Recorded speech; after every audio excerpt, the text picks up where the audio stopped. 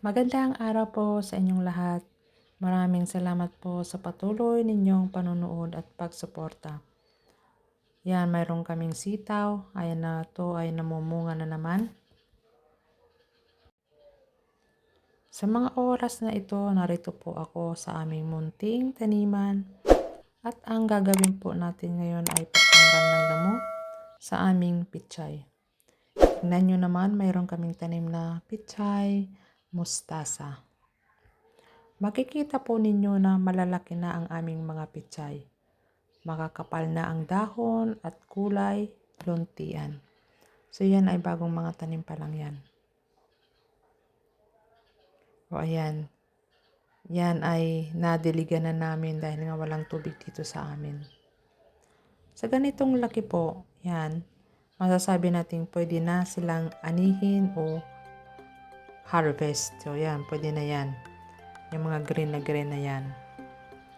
Ang pichay po ay isa sa mga gulay na mabilis lumaki, pero kailangan din ng regular na pag-aalaga. Kahit malaki na po sila, hindi pa rin natin pwedeng pabayaan ang paligid. Nakikita po ninyo na may mga damong tumutubo sa gilid at paligid ng pichay. Ang mga damong ito ay umaagaw ng sustansya sa lupa. Humihigop ng tubig at minsan ay nagiging pugad ng insekto.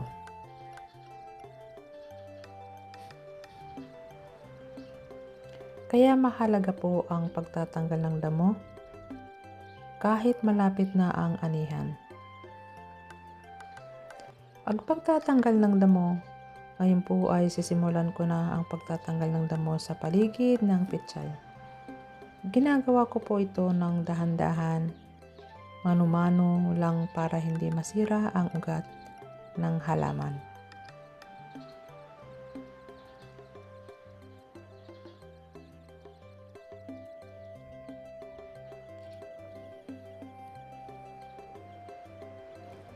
Habang naglilinis po tayo, makikita niyo na mas humihinga ang lupa. Mas malinaw ang paligid ng bawat puno.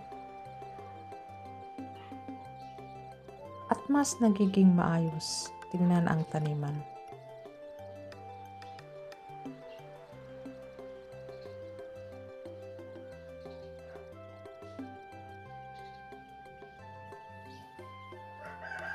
Kapag malinis na po ang paligid, mas ligtas kainin ang gulay dahil mas kaunti ang dumi at peste.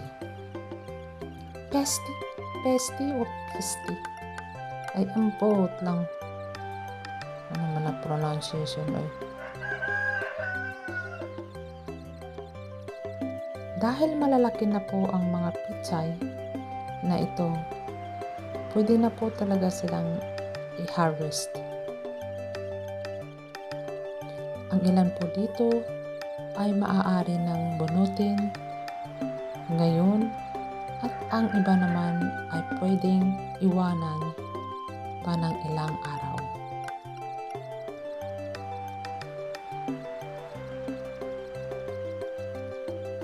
Pwede mong anihin ng paisa-isa. Pwede ring sabay-sabay, depende sa pangangailangan sa kusina.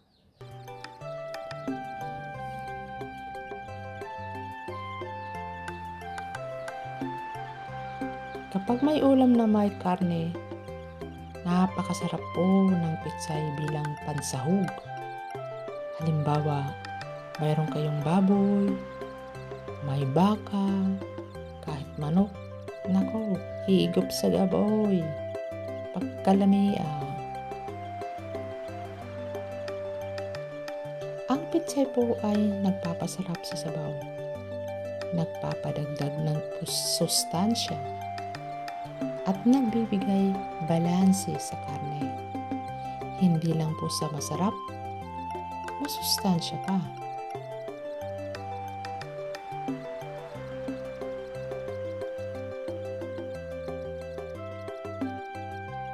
Napakasarap po sa pakiramdam na may sarili kang tanim alam mong malinis at alam mong pinaghirapan mo. Kapag galing po sa sariling garden ang gulay, mas kampante tayong kainin ito ng buong pamilya.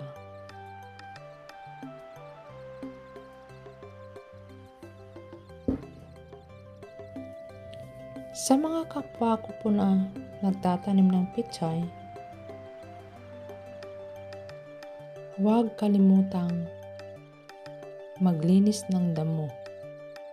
Huwag hintayin na masapawan ang gulay at maglaan ng kaunting oras sa pag-aalaga.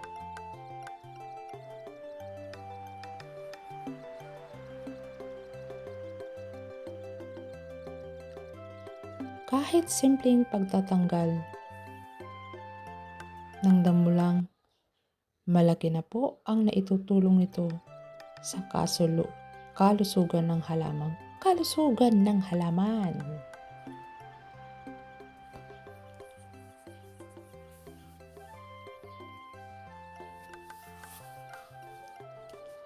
Maraming salamat po sa inyong oras at pakikinig.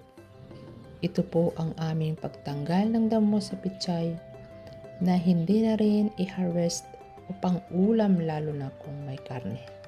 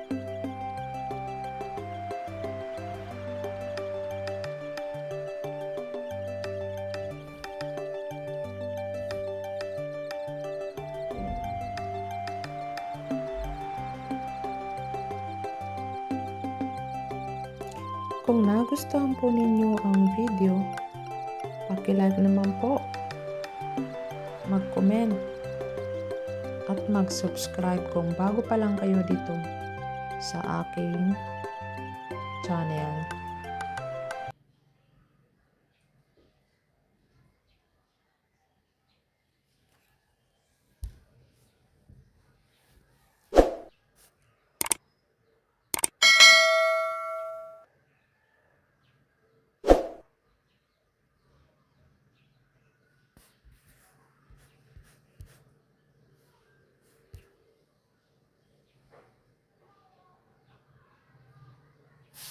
Hanggang sa susunod po nating video, ingat po tayo lahat at happy gardening!